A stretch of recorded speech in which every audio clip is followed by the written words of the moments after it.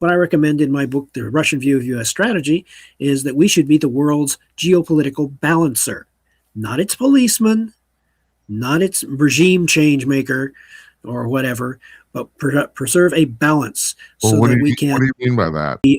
as a geopolitical balancer, the analogy that I use is that of Great Britain to the continent of Europe in the 18th and 19th centuries.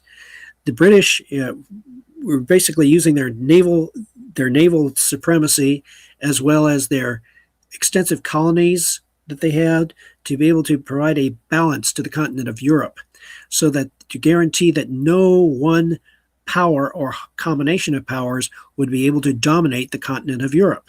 Mm-hmm. And that worked, as far as it went, until it finally reached its breaking point in 1914. But now you have to broaden the analogy to a global scale.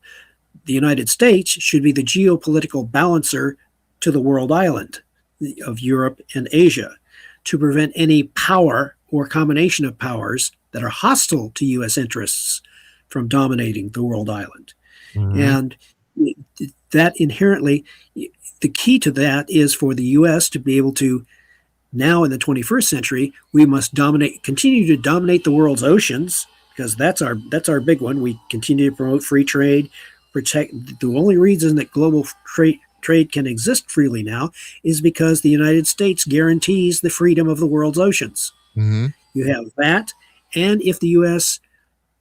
can dominate space, sea and space, we then have we can then prevent potential hostile powers from threatening the United States' interests and those of its allies, so that it preserve the balance rather than wage war.